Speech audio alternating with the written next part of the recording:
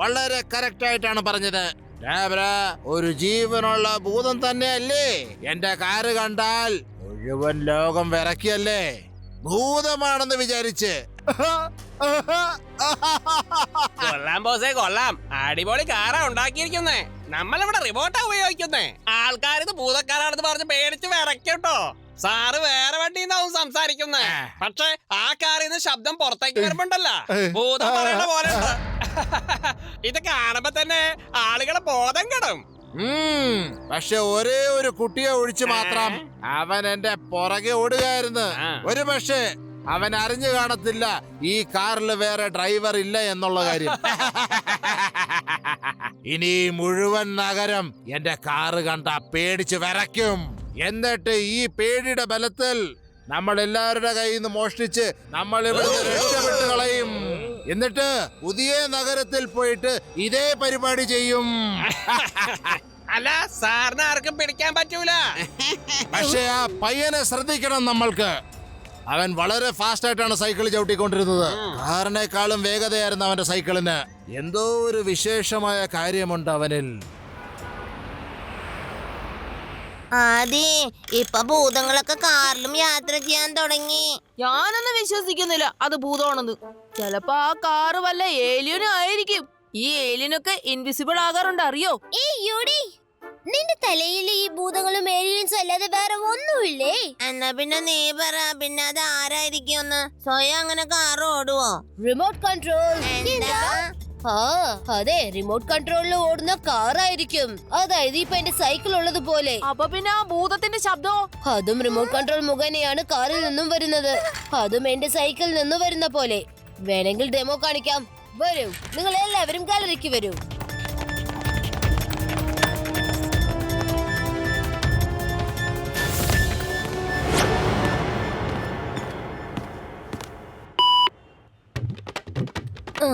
നിങ്ങളുടെ കയ്യിൽ എന്തുണ്ടെങ്കിലും അതുപോലെ അത് കേട്ട് തന്നേക്കൂ. അയ്യോ, എന്നെ വിടരുത്, എന്നെ വിട്ടേക്കൻ.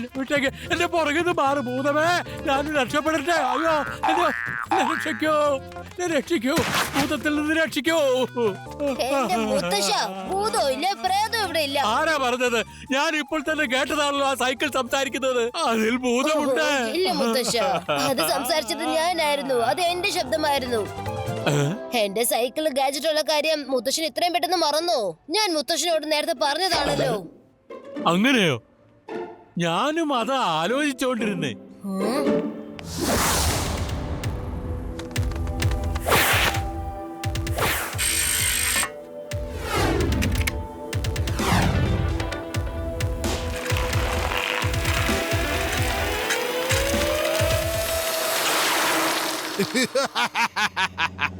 എത്ര എളുപ്പമാണ് ഈ ആൾക്കാരെ എല്ലാം വിഡ്ഢികളാക്കാൻ. നമ്മൾ വളരെ പെട്ടെന്ന് ഒരു കോടീശ്വരനാകാൻ പോവുകയാണ്.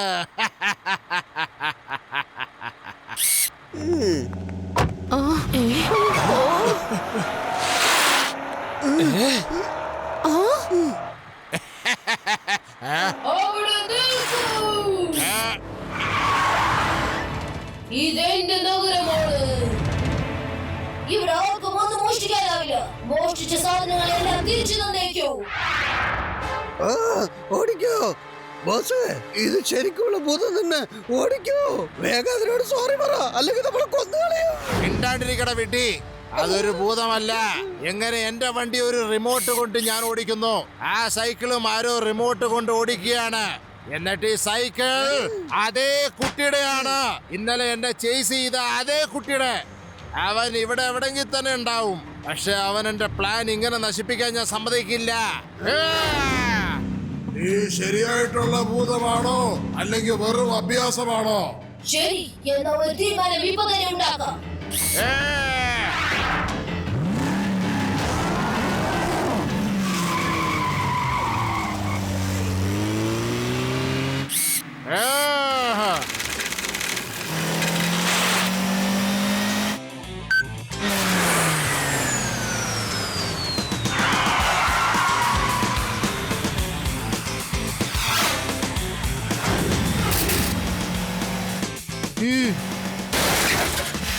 എന്റെ കൂടെ കളിച്ച് വെറുതെ കാറിന്റെ ബോണറ്റ് കളഞ്ഞു ഈ ചെറുക്കൻ. ശരിയാ ബോസേ, ഇനിയിപ്പോ ബാക്കിയുള്ളത് വെറും 9 കോടി രൂപ മാത്രം. ഞാൻ ഇവരെ വെറുതെ വിടൂല.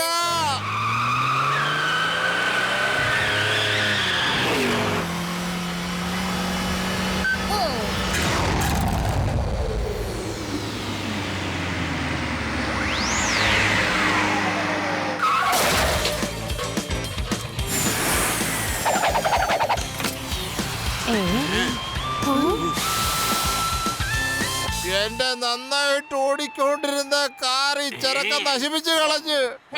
ബോസേ ബോസേ, ഇനിയിപ്പോ ഉള്ളത് വെറും 8 കോടി രൂപ മാത്രമാണ്.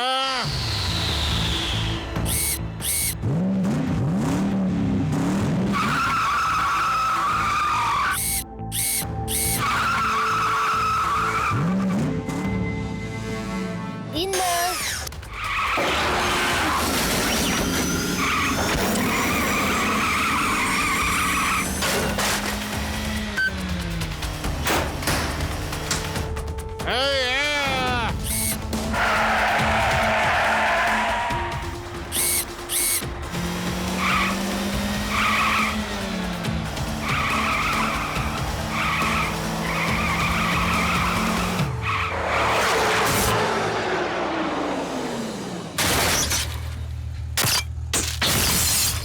അച്ചച്ചോ, ഇനി 7 കോടി രൂപയല്ലേ ബാക്കിയുള്ളൂ.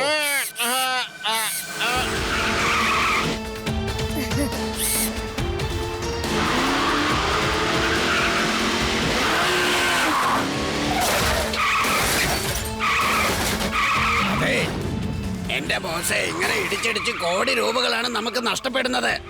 മര്യാദക്ക് ഇവിടുന്ന് സ്ഥലം വിടുന്നതാ നല്ലത്. അല്ലെങ്കിൽ ആ സൈക്കിള് ഭൂതം ഇവിടേക്ക് വന്ന് നമ്മളെടുത്ത്. ഇല്ല, ഈ പട്ടണം വിട്ട് ഞാൻ ഉടനെ എങ്ങോട്ടും പോവില്ല. വരൂ, നിങ്ങളിപ്പോ എന്റെ കൂടെ വാ.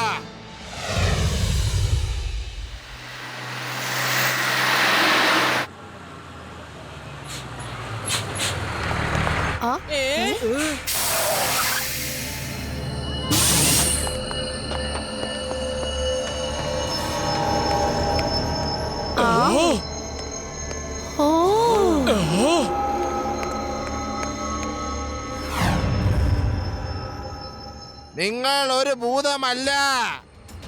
നീ എന്നെ പോലെ തന്നെ ഈ റിമോട്ട് കൊണ്ട് ഈ സൈക്കിൾ ഓടിക്കുകയാണ്. ധൈര്യമുണ്ടെങ്കിൽ നീ വെളിയിലിറങ്ങി വാ. എന്തിനാണ് നീ ഒളിച്ചിരിക്കുന്നത്? കണ്ടോടാ, ഇത് ഭൂതമല്ലെന്ന്. ഞാൻ ഇപ്പൊ തന്നെ അവിടേക്ക് എത്താം. അദ്ദേഹത്തെ പുറത്തേക്ക് വരുത്താൻ വേണ്ടിയാണ് ഞാൻ അങ്ങനെ ചെയ്തത്. എനിക്കറിയാമായിരുന്നു ഇത് നീ തന്നെ ആയിരിക്കുമെന്ന്. കുട്ടി കുട്ടി എന്ന് വിളിക്കരുത് അങ്കിൾ.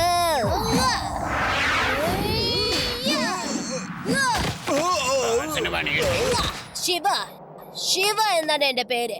ഈ സൈക്കിൾ റിമോട്ട് കൊണ്ടാണ് ചലിക്കുന്നതെന്ന് നിങ്ങൾക്ക് മനസ്സിലായതുപോലെ എനിക്കും നേരത്തെ അറിയാമായിരുന്നു ഈ കാർ റിമോട്ട് കൺട്രോൾ കൊണ്ടാണ് ചലിക്കുന്നതെന്ന്. എന്താടാ നോക്കിക്കൊണ്ട് നിക്കണേ?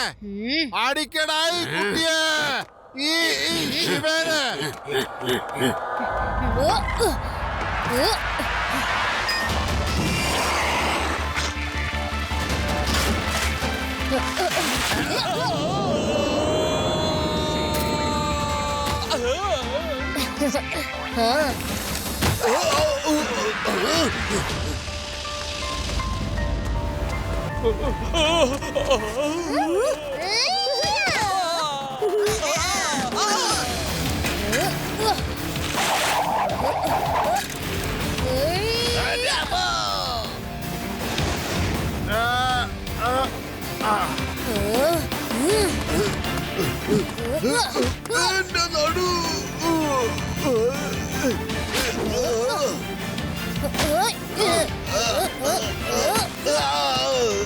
അത് എന്നെ അടിച്ചടിച്ചൊരു ശരിക്കുള്ള ഭൂതമാക്കിയില്ലേ. ഇനി നീ എന്തോരം അടിക്കുമടേ. ദയ തോന്നി ഒന്ന് നിർത്തടേ.